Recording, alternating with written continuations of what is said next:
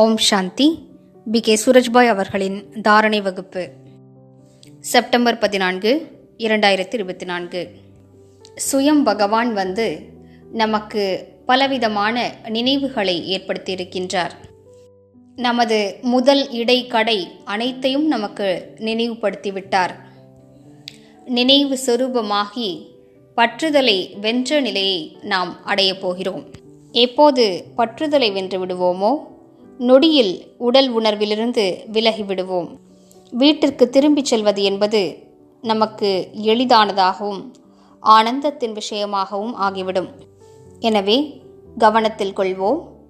பாபா நமக்கு என்னவெல்லாம் நினைவுகளை ஏற்படுத்தியிருக்கிறாரோ அவற்றை நாம் நினைவு செய்து கொண்டிருக்கிறோமா? அவற்றை நாம் ஆழமாக உணர்ந்து விட்டோமா?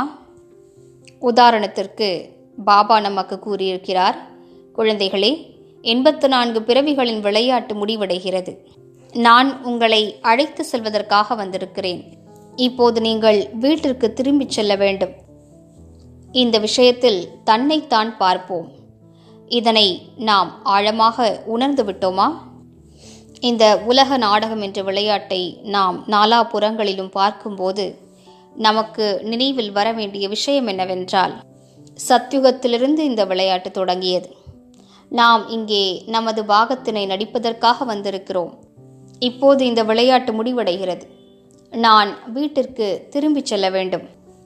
இந்த நினைவு நமக்கு இருக்குமானால் நாம் இதன் சொரூபமாக ஆகிவிடுவோம். அதாவது நாலாபுறங்களிலிருந்தும் நமக்கு வைராகியம் ஏற்பட்டுவிடும்.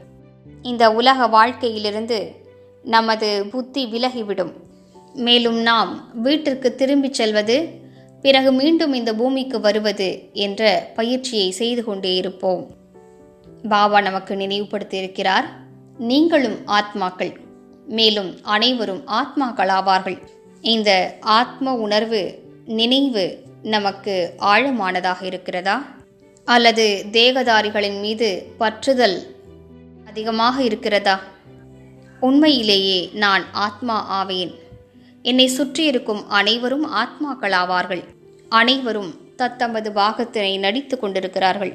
இந்த நினைவு நம்மை மிக உயர்ந்தவராக ஆக்கிவிடுகிறது. நமது பற்றுதலை அழித்து விடுகிறது. நமது வீணான எண்ணங்களை அழித்து விடுகிறது. பாபா நமக்கு நினைவுபடுத்தியிருக்கிறார், குழந்தைகளே, 2 யுகங்கள் வரை நீங்கள் தேவ சொரூபத்தில் இருந்தீர்கள். நீங்கள்தான் தேவதைகளாவீர்கள்.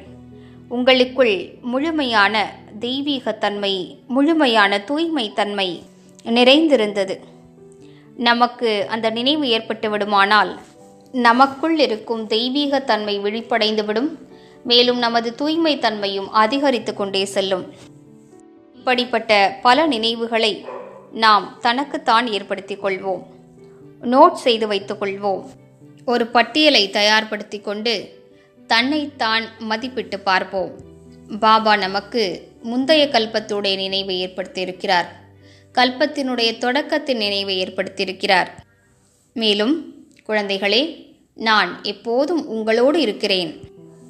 இந்த நினைவு இருக்க வேண்டும். 1000 புஜங்களோடு பாபா என்னோடு இருக்கிறார். நீங்கள் தனியாக இல்லை. நீங்கள் கவலைப்படாதீர்கள் என்று பாபா நமக்கு கூறுகின்றார்.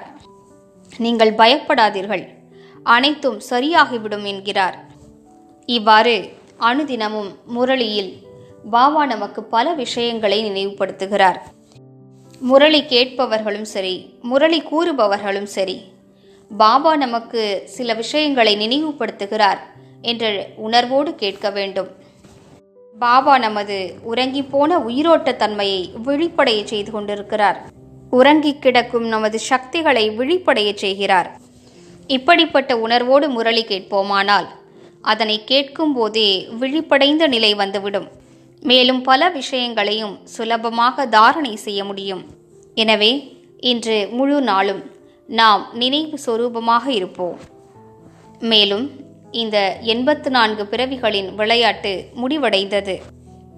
இந்த உலகம் என்பது ஓர் அழகான நாடகம் என்ற பார்வையில் உலகை பார்ப்போம்.